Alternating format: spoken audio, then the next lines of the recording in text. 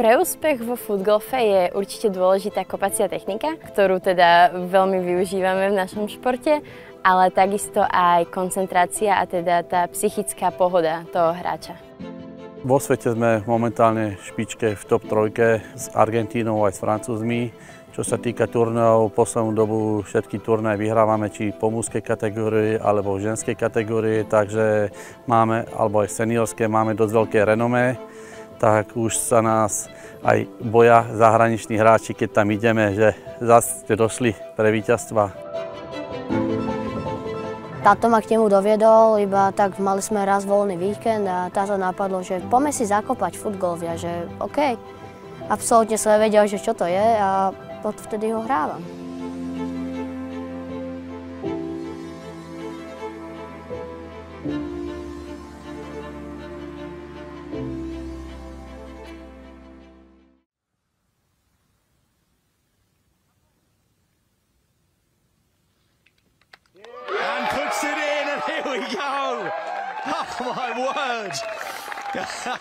Slovenská reprezentantka Lucia Čermáková získala na majstrovstvách sveta vo footgolfe v americkom Orlande zlatú medailu v individuálnej súťaži žien.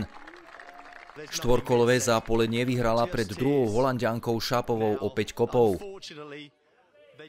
Po tom poslednom kope vlastne prišli na mňa všetky tie emócie v ten daný moment a už som začala vnímať to, že čo sa vlastne stalo po tom poslednom kope a s tým, že na mňa potom prišli všetci tí hráči a so mnou oslavovali, tak vtedy už prišli tie slzy šťastia a naozaj nesmierna radosť z toho, že som takéto niečo dosiahla a pre mňa to je naozaj niečo neopísateľné.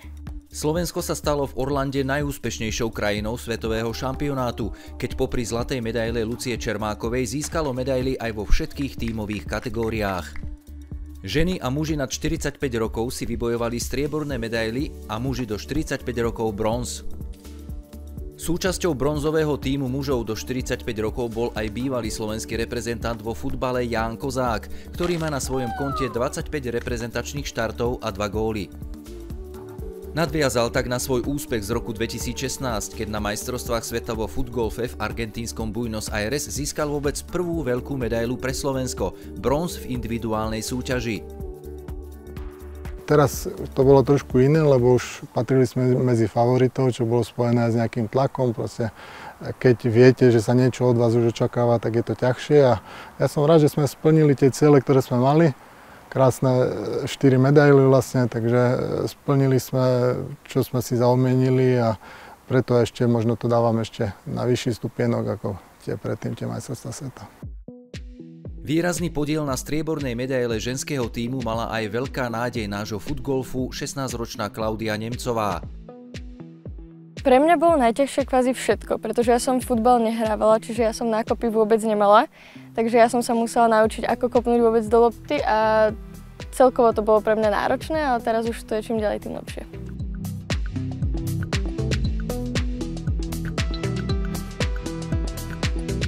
V Black and White Golf Resort Bratislava v Bernolákove sa začína ďalší tréningový deň našich footgolfistov.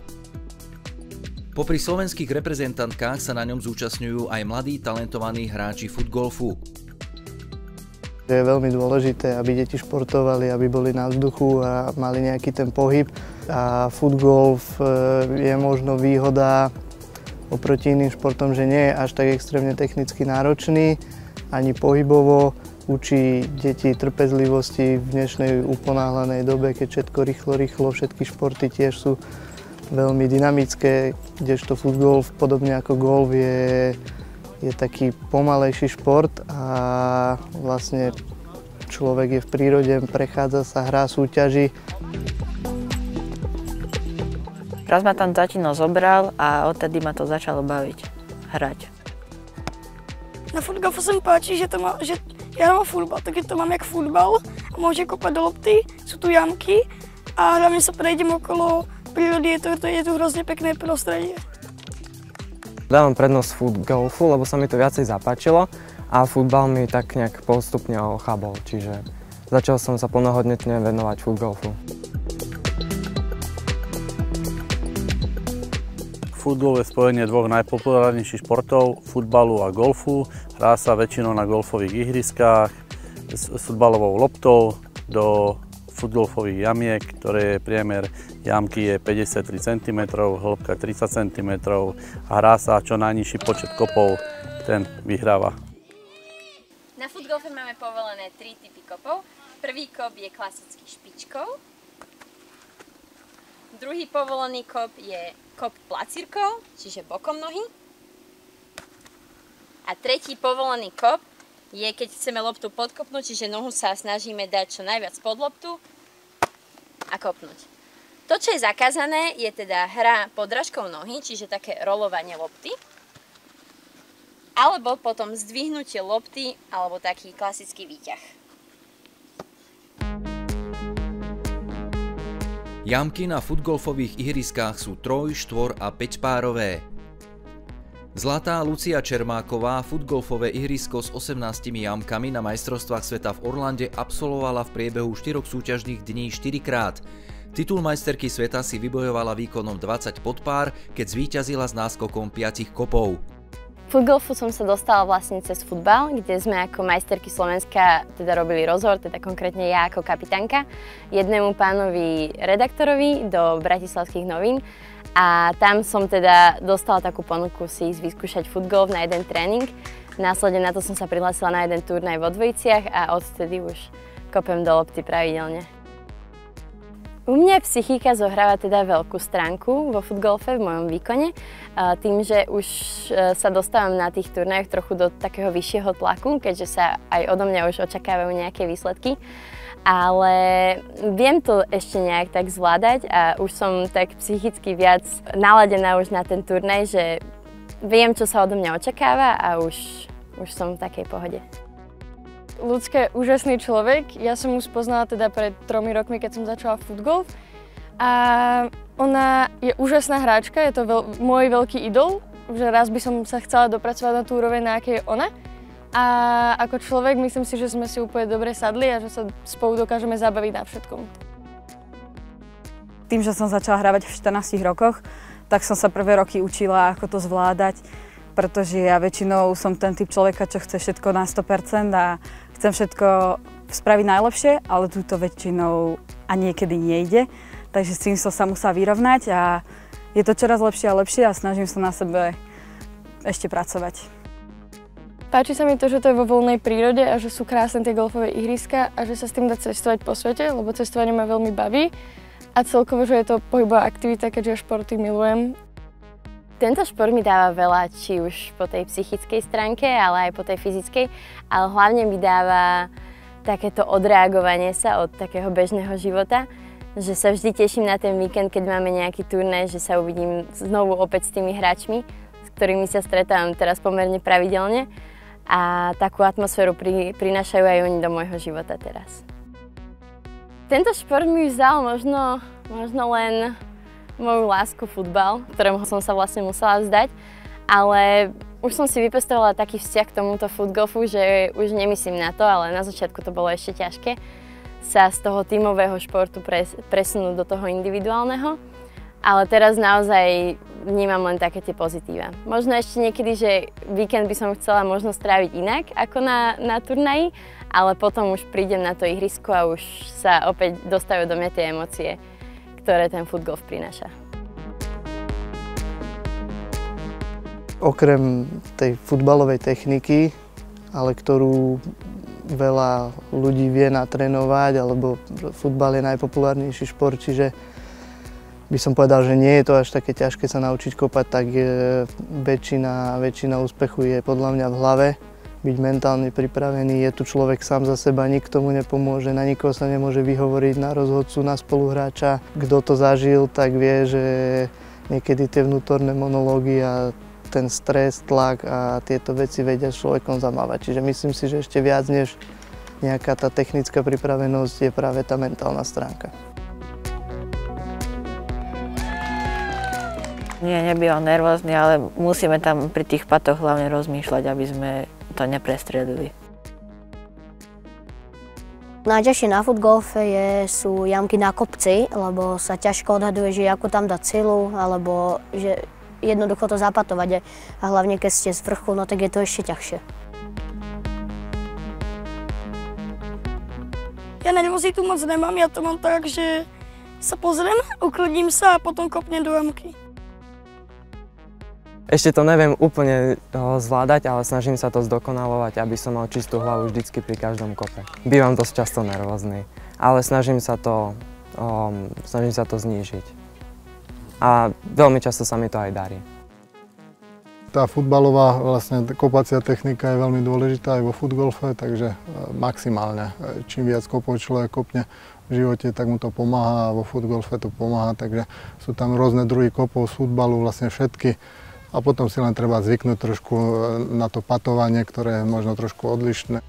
Sa snaží poradiť mladším hráčom alebo iným dievčatám alebo ďalším hráčom poradiť sa, čo sa týka po tej futgolfovej stránke, tie kopy, nákopy a je taký správny ambasádor futgolfu na Slovensku.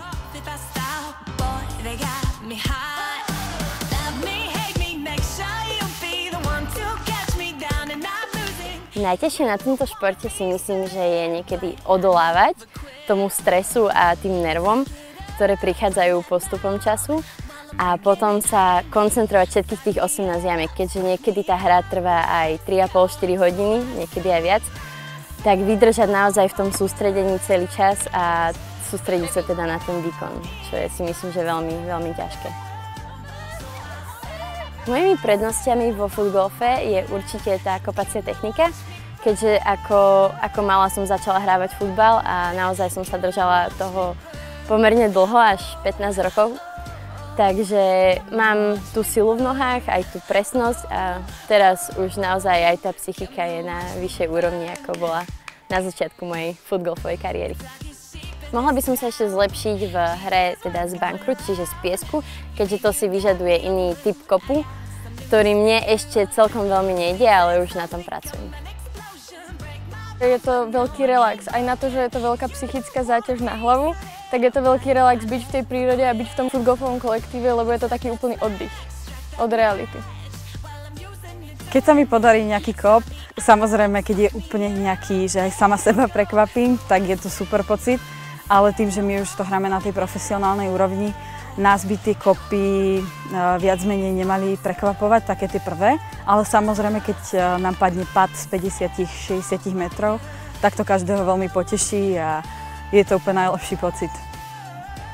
Každý vie, že sme futbalová rodina, ja vlastne od 5 rokov, 6 som hral futbal a tá lopta je so mnou spojená, takže bolo to veľké plus, že je to futbalová lopta, že môžem pokračovať na nejakej vlastne takej, dá sa povedať, vysokej úrovni, že môžem reprezentovať Slovensko, takže som rád, že práve tento šport je spojený s loptou a že pokračujem vlastne v hraní nejakého športu.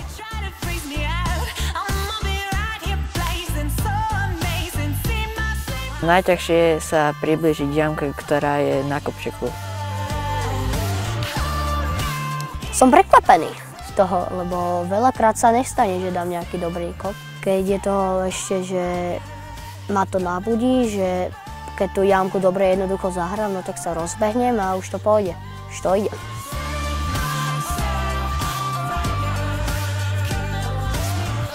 Určite byť majster sveta a založiť si vlastný klub, teda zdediť klub Futgolf Malacký Potatinový.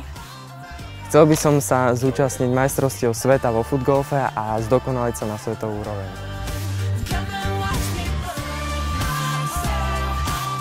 Určite niekedy by som sa chcela stať tiež majsterkou sveta ako je Ľudská, ale tak uvidíme, ako sa mi to podarí.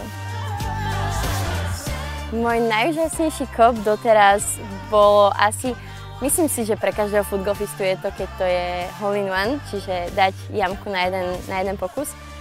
A s tým naozaj prichádzajú veľké emócie, takže z toho sa vždy teším. Nestáva sa to často, podarilo sa mi to asi 3-krát za celých 7 rokov. Určite v mojich ďalších futgolfových snoch sa nachádzajú ďalšie cenné víťazstvá a chcela by som sa teda dostať na ďalšie majstrovstvá sveta a možno tam aj sa pokúsiť obhájiť tento titul.